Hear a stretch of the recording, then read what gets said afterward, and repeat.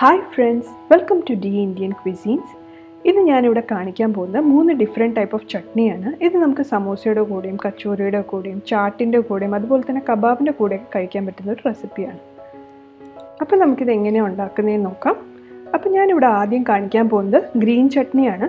അപ്പോൾ അതിന് വേണ്ടിയിട്ട് ഞാനിവിടെ കുറച്ച് മല്ലിയിലയും കുറച്ച് പുതിനയിലയും എടുത്തിട്ടുണ്ട്. അപ്പോൾ ഞാനിവിടെ ഒരു 2 തണ്ട് മല്ലിയിലയാണ് എടുത്തേക്കുന്നത്, പിന്നെ കുറച്ച് പുതിനയിലയും, പിന്നെ ഞാൻ 2 പച്ചമുളക് എടുത്തിട്ടുണ്ട്, 2 അല്ലി വെളുത്തുള്ളി, കുറച്ച് ഇഞ്ചി എടുത്തിട്ടുണ്ട്. പിന്നെ ഇതൊരു 1/2 ടീസ്പൂൺ ചാട്ട് മസാലയാണ്. ഇത് ഓപ്ഷണലാണ്, ഇട്ട് കൊടുക്കുകയാണെന്നുണ്ടെങ്കിൽ കുറച്ചൊരു ഡിഫറെൻറ്റ് ടേസ്റ്റ് വരും.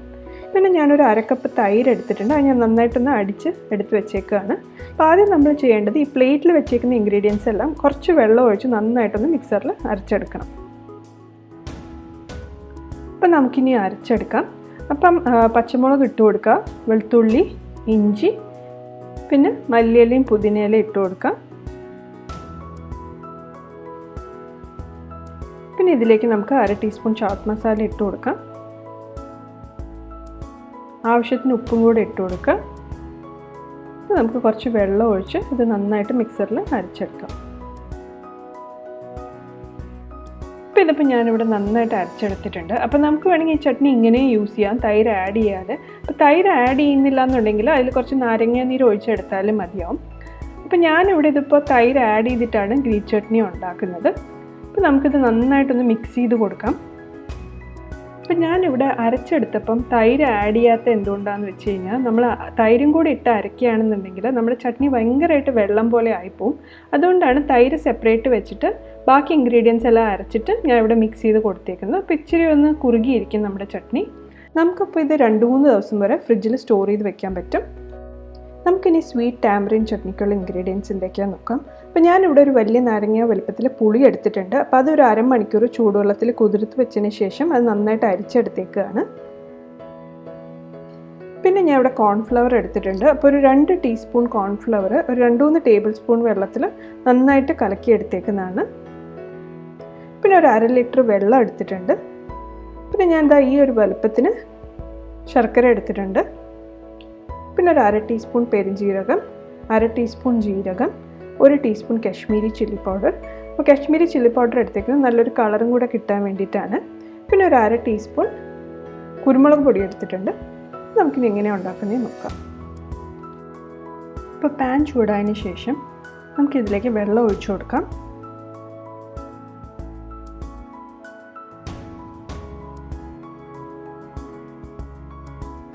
ഞാൻ ഇനി ഇതിലേക്ക് ശർക്കര ആഡ് ചെയ്ത് കൊടുക്കുകയാണ്. അപ്പോൾ ഞാനൊന്ന് ചെറുതായിട്ടൊന്ന് പൊടിച്ചെടുത്തിട്ടുണ്ട്. അപ്പോൾ അതൊന്ന് പെട്ടെന്ന് അലിയാൻ എളുപ്പമായിരിക്കും. നന്നായിട്ടൊന്ന് മിക്സ് ചെയ്ത് കൊടുക്കാം. ഞാൻ ഇവിടെ ഫ്ലെയിം കൂട്ടി കൊടുക്കുകയാണ്.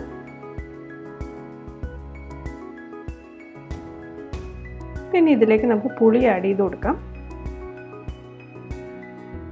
ബാക്കി സ്പൈസൊക്കെ ആഡ് ചെയ്യാണ്. ജീരകം, പെരുംജീരകം, കാശ്മീരി ചില്ലി പൗഡർ, പിന്നെ കുരുമുളക് പൊടി. നമുക്കിതൊന്ന് നന്നായിട്ടൊന്ന് മിക്സ് ചെയ്ത് കൊടുക്കാം. പിന്നെ ഇത് ഹൈ ഫ്ലെയിമിൽ വെച്ച് തന്നെ ഒരു 7-8 മിനിറ്റ് ഇത് നന്നായിട്ടൊന്ന് തിളപ്പിച്ചെടുക്കുക.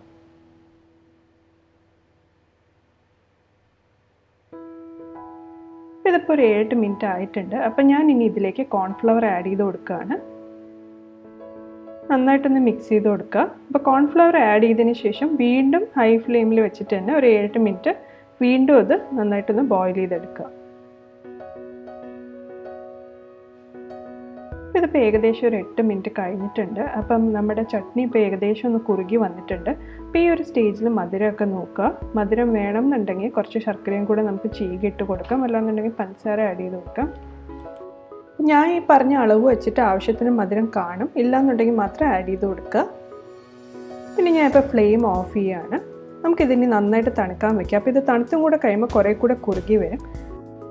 അപ്പോൾ നമ്മുടെ ചട്നി നന്നായിട്ട് തണുത്തതിന് ശേഷം നമുക്കൊരു എയർ ടൈറ്റ് കണ്ടെയ്നറിൽ ഇത് സ്റ്റോർ ചെയ്ത് വെക്കാം. അപ്പോൾ നമ്മൾ ഫ്രിഡ്ജിൽ സ്റ്റോർ ചെയ്ത് വെക്കുകയാണെന്നുണ്ടെങ്കിൽ സുഖമായിട്ടൊരു 2 ആഴ്ച വരെ ഇത് കേടാവാതെ ഇരിക്കും.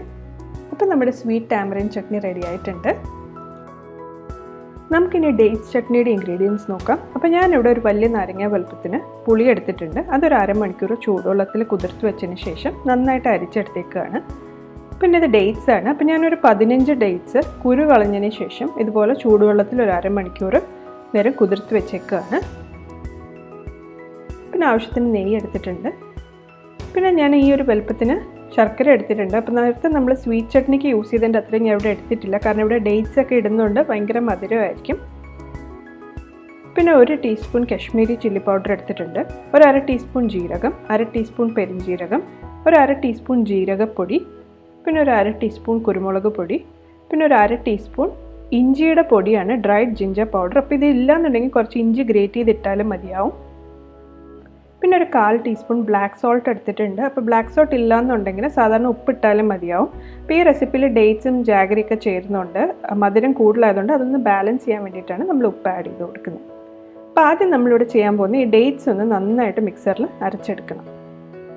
അപ്പോൾ ഇതിപ്പോൾ ഞാൻ നന്നായിട്ട് മഷി പോലെ അരച്ചെടുത്തിട്ടുണ്ട്. അപ്പോൾ പാൻ ചൂടായതിന് ശേഷം നെയ്യ് ഒഴിച്ചു കൊടുക്കുക. അപ്പോൾ ഞാനിവിടെ ഏകദേശം ഒരു 2-3 ടീസ്പൂൺ നെയ്യ് നിറച്ച് ഒഴിച്ചിട്ടുണ്ട്. അപ്പോൾ നമ്മൾ ഈ ചട്നി ഒരു 2 മാസം വരെ ഫ്രിഡ്ജിൽ സുഖമായിട്ട് ഇത് സൂക്ഷിച്ച് വെക്കാൻ പറ്റും. അപ്പോൾ അതുകൊണ്ടാണ് ഞാൻ ഒരു അല്പം നെയ്യ് കൂടുതൽ ഒഴിച്ചു കൊടുത്തേക്കുന്നത്. അപ്പോൾ നെയ്യ് ഒന്ന് ചൂടായതിന് ശേഷം ഇതിലേക്ക് ജീരകം, പെരിഞ്ജീരകം ഇട്ട് കൊടുക്കുക.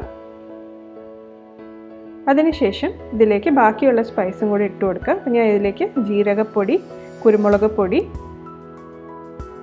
അതുപോലെ തന്നെ ആ ഡ്രൈഡ് ജിഞ്ചർ പൗഡർ, പിന്നെ കാശ്മീരി ചില്ലി പൗഡർ ഇട്ട് കൊടുത്തിട്ടുണ്ട്. അപ്പോൾ നമുക്കിതിനി നന്നായിട്ടൊന്ന് ഇളക്കിയെടുക്കാം. ഫ്ലെയിം കുറച്ച് വെച്ചിട്ട് വേണം ചെയ്യാനായിട്ട്, അല്ലാന്നുണ്ടെങ്കിൽ സ്പൈസസ് പെട്ടെന്ന് കരിഞ്ഞു പോകും. ഇനി ഞാൻ ഇതിലേക്ക് നമ്മൾ അരച്ച് വെച്ചേക്കുന്ന ഡേറ്റ്സിൻ്റെ പേസ്റ്റ് ആഡ് ചെയ്ത് കൊടുക്കുകയാണ്.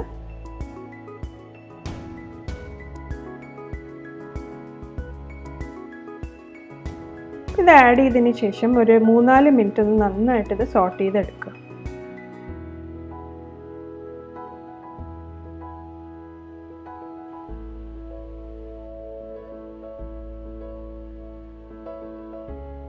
ഇനി ഇതിലേക്ക് പുളി ഒഴിച്ചു കൊടുക്കുക.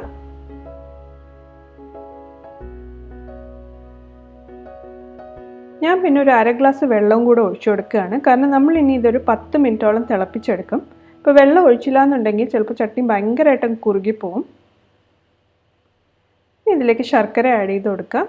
അതുപോലെ തന്നെ ബ്ലാക്ക് സോൾട്ടും കൂടെ ഇട്ട് കൊടുക്കുക.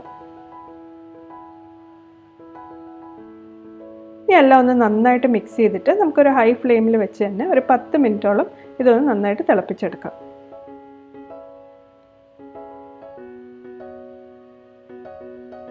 ഇതിപ്പോൾ ഏകദേശം 10 മിനിറ്റ് ആയിട്ടുണ്ട്. അപ്പം നമ്മുടെ ചട്നി ഇപ്പോൾ നന്നായിട്ടൊന്ന് കുറുകി വന്നിട്ടുണ്ട്. അപ്പോൾ ശർക്കര എന്തെങ്കിലും ഉടഞ്ഞില്ല എന്നുണ്ടെങ്കിൽ നന്നായിട്ടൊന്ന് തവി വെച്ചിട്ട് തന്നെ ഒന്ന് ഉടച്ചു കൊടുക്കുക. അപ്പോൾ നമ്മുടെ ഡേറ്റ്സ് ചട്നി റെഡി ആയിട്ടുണ്ട്. അപ്പോൾ ഇത് നന്നായിട്ട് തണുത്തതിന് ശേഷം ഒരു എയർ ടൈറ്റ് കണ്ടെയ്നറിൽ സ്റ്റോർ ചെയ്ത് വെക്കുക. അപ്പോൾ ഫ്രിഡ്ജിൽ വെക്കുകയാണെന്നുണ്ടെങ്കിൽ ഇത് സുഖമായിട്ട് ഒരു 2 മാസം വരെ കേടാവാതെ ഇരിക്കും. അപ്പോൾ നമ്മൾ വീട്ടിൽ ചാട്ടോ സമോസയൊക്കെ ഉണ്ടാക്കുകയാണെന്നുണ്ടെങ്കിൽ തീർച്ചയായിട്ടും ഈ ചട്നിയും കൂടെ ട്രൈ ചെയ്ത് നോക്കുക. ഇഷ്ടപ്പെടുവാണെന്നുണ്ടെങ്കിൽ കമൻറ്റ് ചെയ്യുക, ഷെയർ ചെയ്യുക. Also please like and subscribe to my channel. Thank you for watching.